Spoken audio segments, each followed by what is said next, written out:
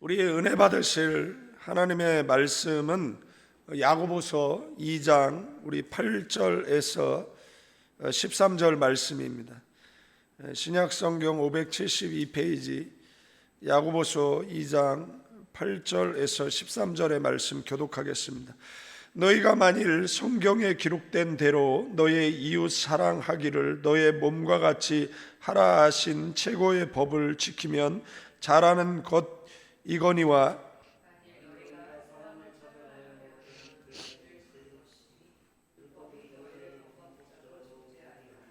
누구든지 온 율법을 지키다가 그 하나를 범하면 모두 범한 자가 되나니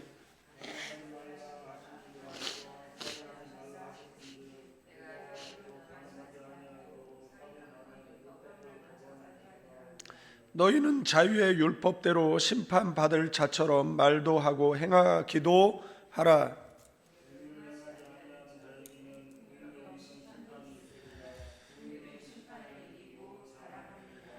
아멘. 우리 오른손 높이 성경책 드시고 저를 따라 기도합니다. 이것은 나의 성경책입니다. 하나님께서 내게 주신 것입니다. 나는 이 성경이 말하는 사람입니다. 나는 이 성경이 가지고 있다는 것을 가지고 있습니다. 나는 이 성경이 할 수 있다는 것을 할 수 있습니다.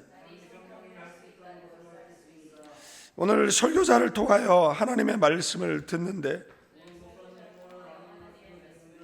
겸손히 받아들여 반드시 변화받을 것을 예수님의 이름으로 기도합니다.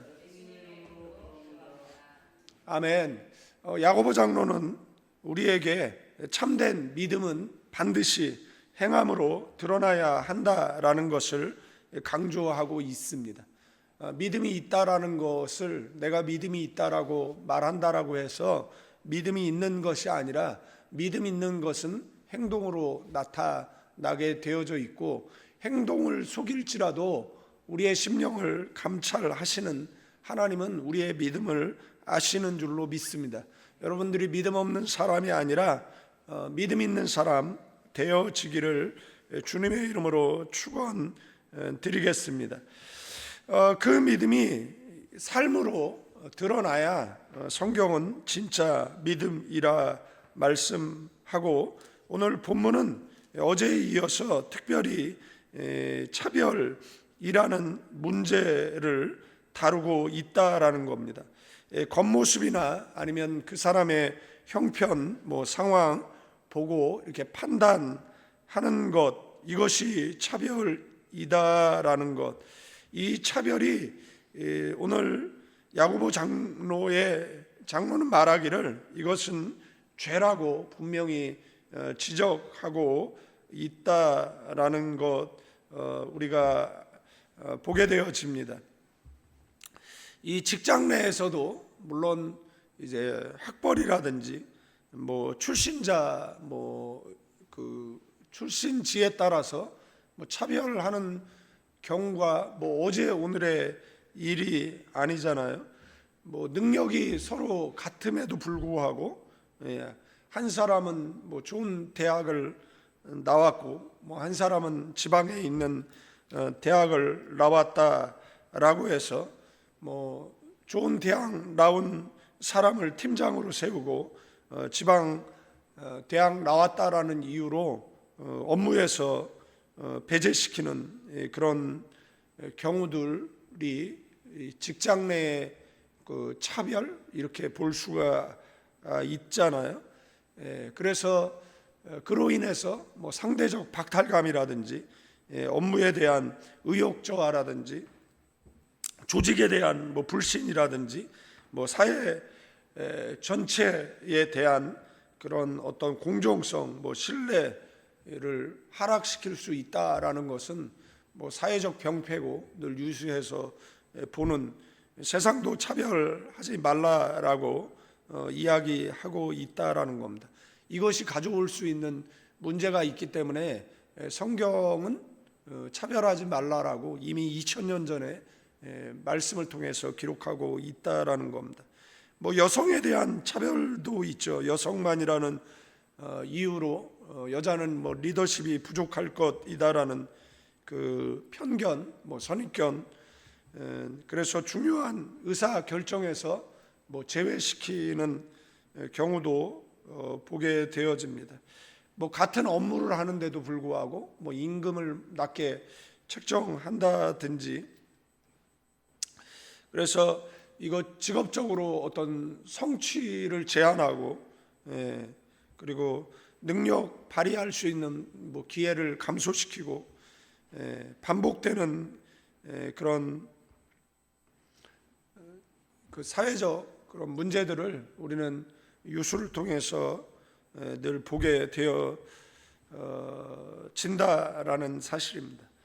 그러면 이게 사회적으로도 문제인데 또 교회에서도 그러면 되느냐라고 이야기했을 때, 교회는 그러지 않아야 한다라는 것이죠. 그래서 교회는 뭐 남녀노소 뭐 빈부귀천 차별이 없어야 되는 줄로 믿습니다.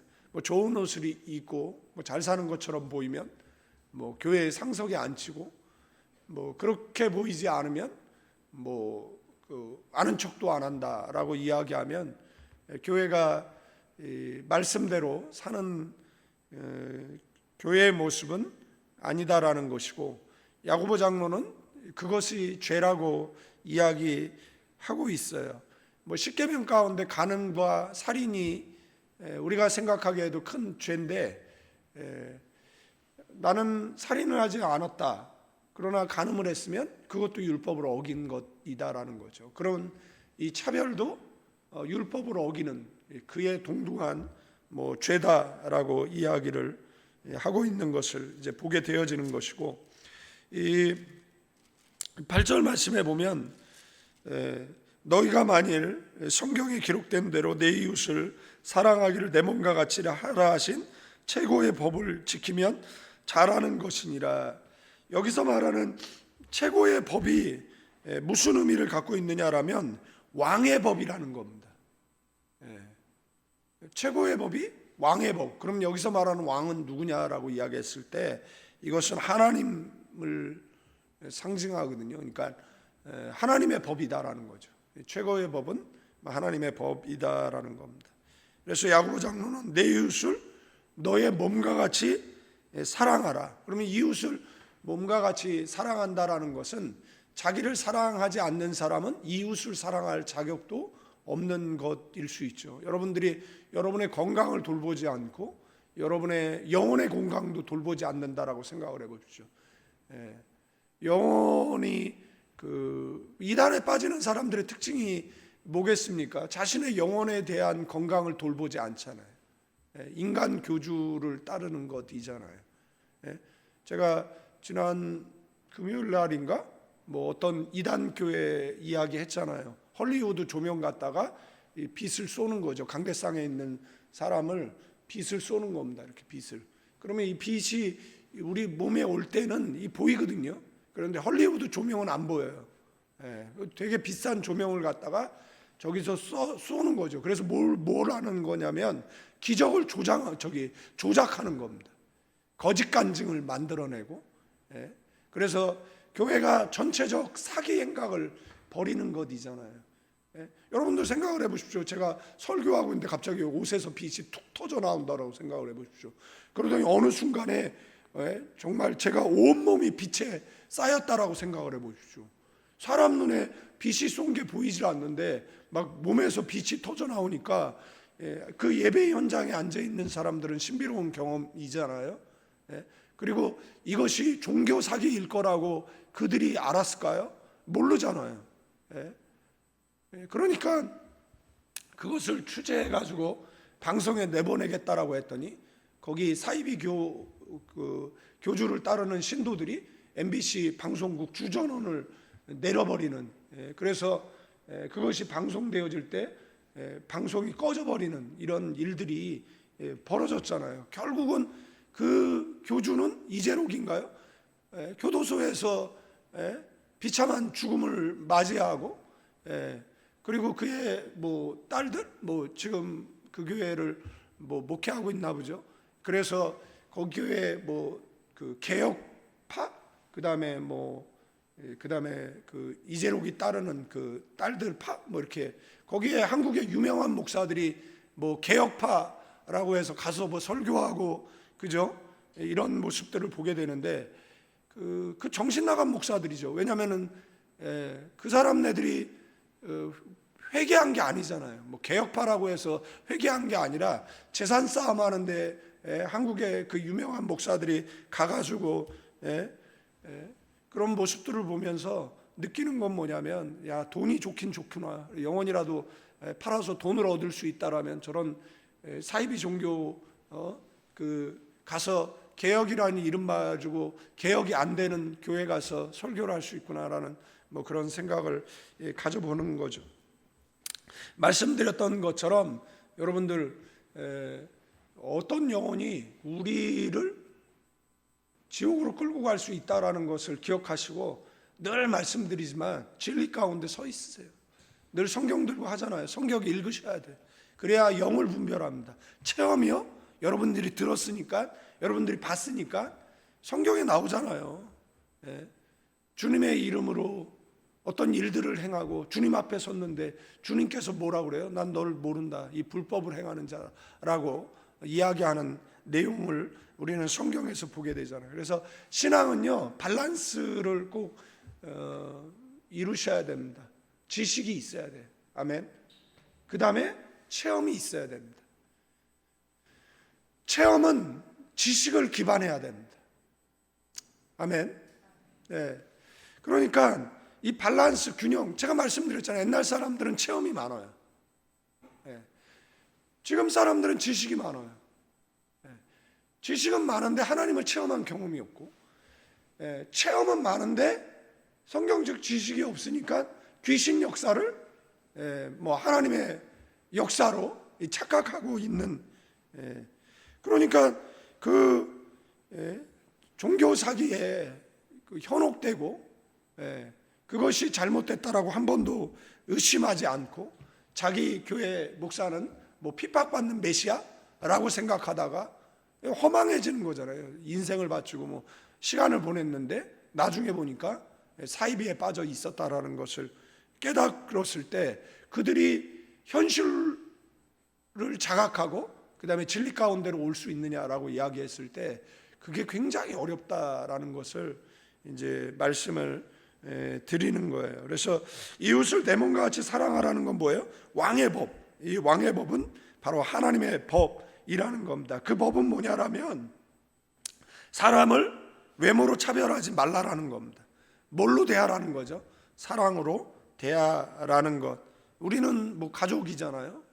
믿음 안에서 한 가족이니까 우리의 가족들을 위해서 늘 기도하시는 저와 여러분 되기를 주님의 이름으로 축원드리겠습니다. 우리나라처럼 이렇게 CCTV 많은 나라가 전 세계에 있을까요? 중국이 있겠네요. 감시사회니까. 유럽 같은 경우에는 차량 안에도 블랙박스가 없습니다.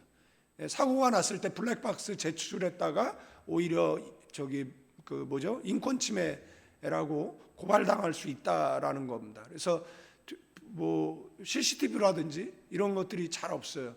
그러나 우리나라에는 하루에도 뭐 수십 번 CCTV에 노출 되지 않습니까?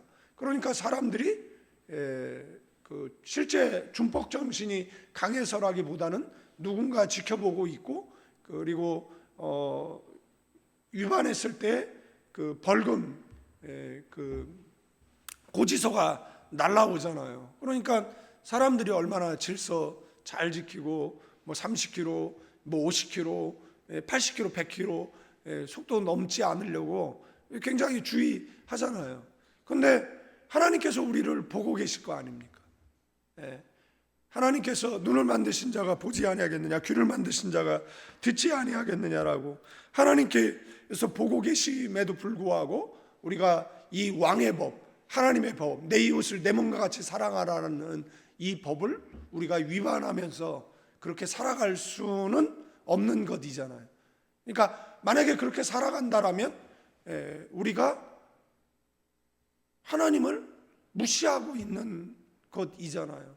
여러분들 법을 다 무시하고 다녀보십시오. 그러면 날라오는 것은 벌가금이고 과중처벌이고 그것에 대한 형을 받게 되어지고 교도소 가는 일이겠잖아요. 그러니까 여러분들 이 왕의 법은 모든 사람을 어떻게 대하라고요? 존귀 여기라고 하고 있다라는 거. 남편 무시하면 안 됩니다. 왜냐하면 그는 하나님의 형상으로 지은 하나님의 형상이기 때문에 그렇습니다. 아내 무시하면 안 됩니다. 그는 하나님의 형상이잖아요. 여러분들 우리가 예수 믿으면서 뭐가 바뀌게 되어집니까? 사람을 존귀 여기게 되어지는 것이잖아요. 왜 그렇습니까? 그가 하나님의 형상이기 때문에 그렇습니다. 그래서 이 차별은 실수가 아니라 뭐라고요? 죄라고 이야기를 하고 있다라는 것 기억하셔야 될 것입니다. 근데 우리 안에 뭐가 있습니까? 차별이 있다라는 거예요. 영혼을 보고 사람을 대하지 않고 편견을 가지고 대하는 거죠. 신천지가 한국 교회를 많이 무너뜨리고 이상한 문화를 한국 교회 속에 가져왔죠. 보통 교회 권사, 집사라든지 직분자들이 옮기게 되어지면 이명서를 주게 되어져 있어요. 특별히 문제를 일으키고 교회를 떠나는 것이 아니면 교회에다가 이명서를 달라고 하면 교회가 이명서를 줘요. 그러면 이명서를 갖다 주면 그 교회에서는 그 사람을 안수집사로, 그 다음에 권사로, 협동 권사로 이렇게 인정을 해줘야 되죠. 그런데 이놈의 신천지들이 한국 교회 가서 너무 많은 교회들을 어지럽히니까 장로인데도, 안수집사인데도, 권사인데도 새신자 교육 6주, 12주 프로그램을 참여하지 않으면 교회에서 받지 않겠습니다. 이런 문화들이 있는 거잖아요. 이미 새신자 교육이 아니라 장로로서 그 인품이라든지 성경적 지식이라든지 실력이 있기 때문에 장로가 된 사람인데도 불구하고 권사가 된 사람인데도 불구하고 교회에 외국에서 들어왔다든지 아니면 먼 지방으로 갔다든지 그래서 이제 추천받아서 간 교회에서 그런 갑질, 이런 이 차별, 이런 것을 겪게 되어진다라고 한다라고 생각을 해보십시오. 그러면 안 되잖아요. 10절에서 11절은 모든 율법은 다 연결되어져 있죠. 나는 간음하지 않았으니 괜찮다. 그런데 하면서 살인하면 무슨 소용이 있느냐라는 거예요. 그러니까 간음 이꼴, 살인 이꼴, 차별 이꼴, 다 같은 죄다라는 거예요. 마찬가지로 나는 살인하지 않았고 도둑질하지 않았습니다. 그런데 이웃을 업신여기면 그것을 뭐라고요? 율법을 어긴 것이다라고 성경은 이야기를 하고 있습니다. 그러니까 사람의 외모로 판단하는 그 마음도 성경은 죄라고 이야기를 하는 것이에요. 그러면서 12, 13절은 심판을 이기는 법은 뭐냐라고 이야기했을 때 그것은 긍휼, 사랑을 베푸는 것이다라고 성경이 우리에게 말씀해 주고 있는 줄로 믿습니다. 사랑하는 성도 여러분, 우리는 복음으로 구원받은 하나님의 백성이라는 것, 차별 없이 사람을 대하고 그리고 긍휼한 마음으로 이웃을 섬기는 삶만이 왕의 법, 하나님의 법을 지키는 삶인 줄로 믿습니다.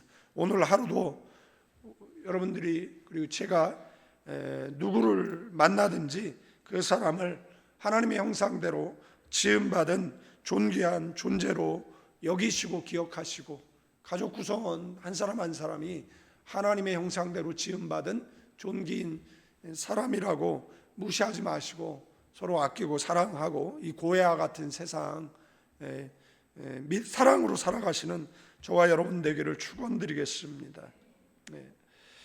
그리고 도움이 필요한 사람에게 내가 나눌 수 있는 범위 내에서 나누고 말 한마디에도 사랑과 긍휼을 담아서 실천하시는 하루 되기를 축원드리고, 그리고 그런 삶을 살았을 때 주님 보셨을 때 야, 너 참 잘했다 칭찬받는 저와 여러분 되기를 주님의 이름으로 축원드리겠습니다.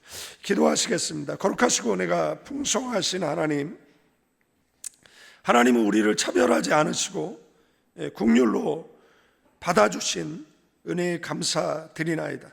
우리도 오늘 하루 모든 이들을 외모가 아닌 하나님의 형상으로 보게 하여 주옵소서. 도움이 필요한 이웃에게 기꺼이 긍휼을 베풀고 왕의 법을 지키는 복된 삶을 살게 하옵소서. 이제는 우리 주 예수 그리스도의 은혜와 우리 아버지 하나님의 극진하신 사랑, 성령님의 감화감동, 교통 충만, 축복하심이 이 새벽에 나와 하나님의 말씀을 신비에 새기는 믿음의 사람들 위해 이제로부터 영원까지 함께 계실지어다.